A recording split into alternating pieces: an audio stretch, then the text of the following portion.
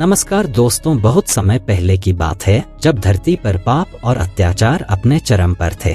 देवताओं ने निर्णय लिया कि पृथ्वी पर गंगा का अवतरण होना चाहिए ताकि उनके पवित्र जल से पृथ्वी का उद्धार हो सके। लेकिन माँ गंगा को यह नहीं पता था कि उन्हें धरती पर किस मार्ग से जाना है। दोस्तों नमस्कार, आपका हमारे YouTube चैनल यूनिक जानकारी 01 में आपका स्वागत है।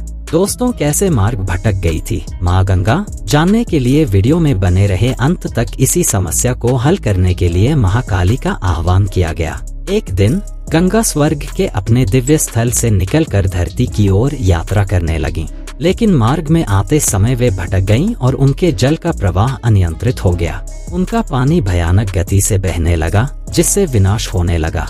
धरती पर स्थित वन, पर्वत और घरों को गंगा की बाढ़ से भारी क्षति पहुंची। लोग भयभीत और असहाय हो गए। इस विकट स्थिति को देखकर देवताओं ने महाकाली को बुलाया। महाकाली ने अपनी असीम शक्ति और ज्ञान का उपयोग करते हुए गंगा को सही मार्ग दिखाने का संकल्प लिया। उन्होंने गंगा के प्रवाह को नियंत्रित करने के लिए अपने विशाल स्वरूप का प्रदर्शन किया। महाकाली ने अपने भव्य रूप में गंगा के मार्ग को अवरुद्ध किया और कहा, माँ गंगा, तुम्हें धरती पर पवित्रता और शांति लाने के लिए भेजा गया है, लेकिन तुम्हारा अनियंत्रित प्रवाह विनाश का कारण बन रहा है। मुझे तुम्हें सही मार्ग पर लाने का आदेश दिया गया है।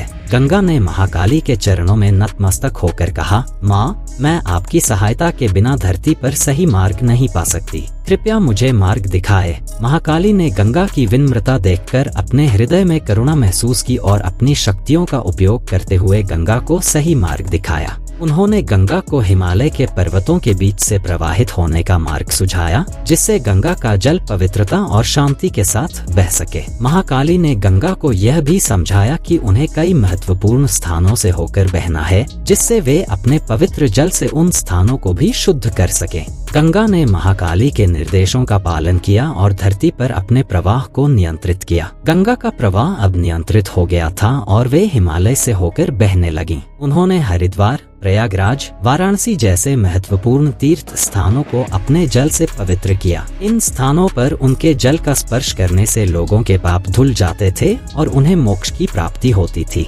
महाकाली की सहायता से गंगा ने अपने उद्देश्य को पूरा किया और धरती पर शांति और पवित्रता लाई। लोगों ने महाकाली और गंगा का धन्यवाद किया और उनकी पूजा अर्चना करने लगे। गंगा और महाकाली की इस कथा ने यह संदेश दिया कि सही मार्गदर्शन और विनम्रता से ही सफलता प्राप्त होती है। इस प्रकार माँ गंगा और महाकाली की इस कथा ने धरती पर प्रेम, शांति और पवित्रता का संदेश फैलाया। माँ गंगा की पवित्र धारा आज भी उसी मार्ग से बह रही है जिसे महाकाली ने उन्हें दिखाया था, और धरती पर उनका जल सदैव पवित्रता और शांति का प्रतीक बना रहे। दोस्तों, वीडियो को लाइक करें, चैनल को सब्सक्राइब करें और कमेंट में जय माँ गंगा अवश्य लिखें।